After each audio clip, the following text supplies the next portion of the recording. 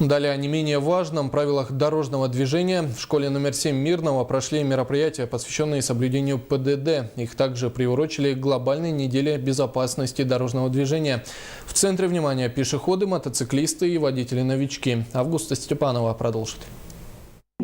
Присоединились к акции и учащиеся школы номер 7, хотя для них профилактика уже давно стала делом привычным. О правилах дорожного движения детям здесь напоминают в течение года. Проводят классные часы, беседы и занятия в игровой форме. По правилам дорожного движения есть специальная программа. Эти занятия проводятся один раз в месяц. Осенью, после того, как дети пришли с каникул длительных, у нас объявляется месячник безопасности дорожного движения. И в рамках этого месячника проводятся самые разнообразные мероприятия. И также перед каникулами, поскольку зима прошла, дети подзабыли в летний период пользование транспортом, велосипедами и так далее, мы тоже проводим вот такие мероприятия.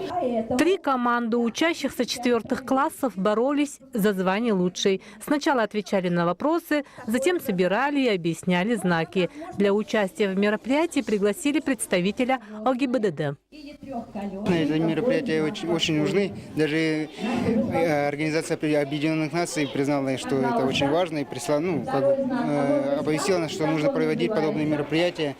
Основные навыки поведения на проезжей части, особенно правила для велосипедистов, дети, похоже, усвоили крепко. Перед пешеходным переходом слазить с велосипеда и проходить весь с велосипеда. Одевать специальные перчатки, шлем. Мы поем песни, рассказываем стихи, говорим, что надо детям делать на пешеходной дороге и соблюдать дорожные движения, чтобы дети не попали в аварию.